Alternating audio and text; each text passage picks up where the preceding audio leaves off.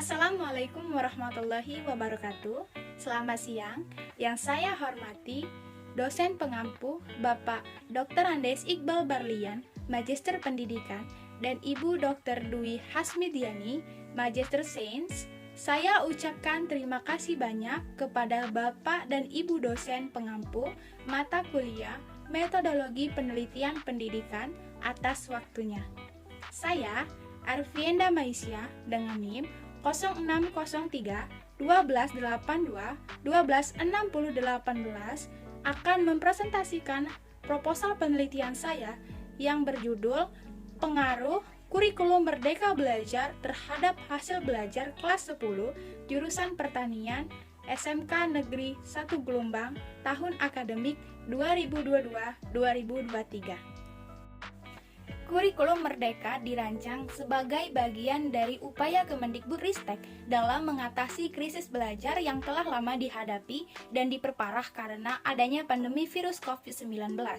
Krisis belajar ini ditandai oleh rendahnya hasil belajar peserta didik, bahkan dalam hal yang mendasar seperti literasi membaca.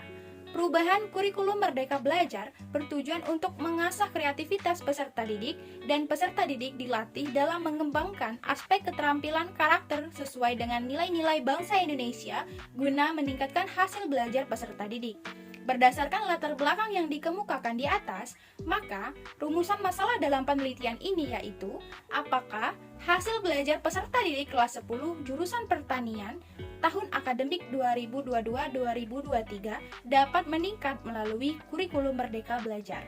Berdasarkan rumusan masalah tersebut, maka tujuan penelitian yang didapat yaitu untuk mengetahui adakah peningkatan hasil belajar peserta didik kelas 10 jurusan pertanian melalui kurikulum Merdeka Belajar di SMK Negeri 1 Gelombang tahun akademik 2022-2023.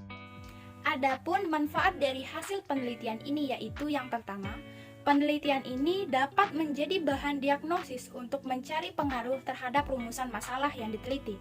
Yang kedua, sebagai syarat menyelesaikan tugas proposal mata kuliah Metodologi Penelitian Pendidikan, Sarjana Pendidikan Ekonomi, Fakultas Keguruan dan Ilmu Pendidikan Universitas Sriwijaya.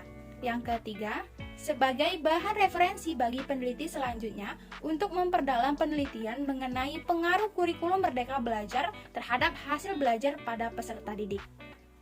Dari penelitian ini ada hasil penelitian yang relevan saya ambil yaitu penelitian oleh Nur Aziz tahun 2021 dengan judul Implementasi Merdeka Belajar dalam Meningkatkan Hasil Belajar Siswa Mata Pelajaran Matematika di SMP Negeri 1 Lamongan. Berdasarkan hasil penelitian ditemukan bahwa kurikulum Merdeka Belajar berpengaruh terhadap hasil belajar siswa pada mata pelajaran matematika di SMP Negeri 1 Lamongan. Berdasarkan sumber rujukan yaitu penelitian terdahulu, maka hipotesis dalam penelitian ini adalah adanya pengaruh kurikulum Merdeka Belajar terhadap hasil belajar peserta didik kelas 10 jurusan pertanian SMK Negeri 1 Gelombang tahun akademik 2022-2023. Jenis penelitian yang digunakan dalam penelitian ini adalah asosiatif dengan metode penelitian kuantitatif.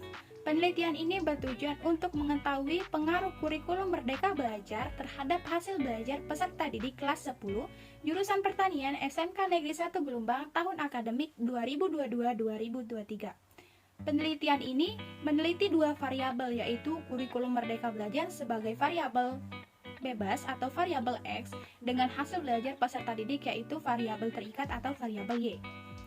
Populasi dalam penelitian ini adalah peserta didik kelas 10 jurusan pertanian SMK Negeri 1 Gelombang tahun akademik 2022-2023 sejumlah 120 peserta didik.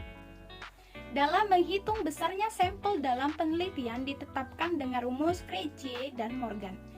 Dengan ditetapkan taraf kesalahan sebesar 5% dengan jumlah populasi sebanyak 120 peserta didik, di mana terbagi menjadi 2 jurusan dan 4 kelas, dengan setiap kelas terdiri sebanyak 30 peserta didik, sehingga sampel yang diambil sebesar 92 peserta didik.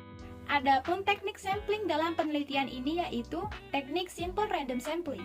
Simple random sampling merupakan teknik pengambilan sampel sederhana, karena pengambilan anggota sampel dari populasi dilakukan secara acak tanpa memperhatikan strata yang ada dalam populasi tersebut. Teknik pengumpulan yang saya gunakan pada penelitian ini yaitu angket atau kuesioner, di mana angket atau kuesioner merupakan sebuah cara penghimpunan data yang dapat dilakukan secara tidak langsung. Teknik pengumpulan data dilakukan dengan cara memberi seperangkat pertanyaan atau pertanyaan diberikan kepada responden. Adapun alternatif jawaban dengan skala Likert yang saya gunakan dalam penelitian ini untuk angket memiliki kriteria sebagai berikut. Yang pertama, sangat setuju dengan skor positif 4 dan skor negatif 1. Kedua, setuju dengan skor positif 3 dan skor negatif 2. Yang ketiga, tidak setuju dengan skor positif 2 dan skor negatif 3. Dan yang terakhir yaitu sangat tidak setuju dengan skor positif 1 dan skor negatif 4. Adapun teknik analisis data dalam penelitian ini adalah sebagai berikut. Yang pertama, uji prasyarat. Teknik analisis data dalam penelitian ini menggunakan uji statistik inferensial. Statistik inferensial merupakan bagian statistik yang mempelajari penafsiran dan penarikan kesimpulan yang berlaku secara umum dari data yang tersedia. Yang kedua, uji normalitas. Uji normalitas digunakan untuk mengetahui apakah data yang akan diolah telah diperoleh terdistribusi normal atau tidak. Untuk menguji kenormalan dapat dilakukan dengan bantuan uji Chi kuadrat. Uji Chi kuadrat berguna untuk menguji hubungan atau pengaruh dua variabel dan mengukur kuatnya hubungan antara variabel bebas dan variabel terikat dengan dasar pengambilan keputusan, yaitu yang pertama, jika nilai Chi kuadrat hitung lebih besar dari Chi kuadrat tabel, maka artinya HO ditolak, HA diterima. Kedua, jika nilai Chi kuadrat hitung lebih kecil dari Chi kuadrat tabel, maka artinya HO diterima dan HA ditolak. Hal ini bermakna HO diterima jika data berdistribusi normal dengan indikasi jika asimptosis signifikan lebih besar dari taraf nyata sama dengan 0,05. Tetapi sebaliknya, HO ditolak jika distribusi data tidak normal. Yang ketiga yaitu uji linearitas. Uji linearitas bertujuan untuk mengetahui apakah dua variabel mempunyai hubungan yang linier atau tidak secara signifikan. Dengan dasar pengambilan keputusan yaitu yang pertama, jika nilai probabilitasnya lebih besar dari 0,05, maka dikatakan hubungan antara variabel X dengan Y adalah linier. Yang kedua, jika nilai probabilitasnya kurang lebih dari 0,05, maka dikatakan hubungan antara variabel X dengan Y adalah tidak linier. Yang terakhir yaitu uji hipotesis.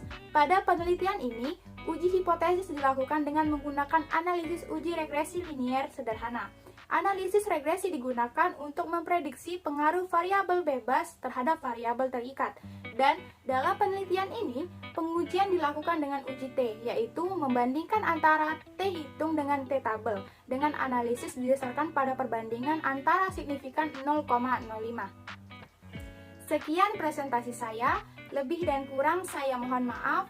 Saya sadar bahwa proposal penelitian saya masih jauh dari kata sempurna.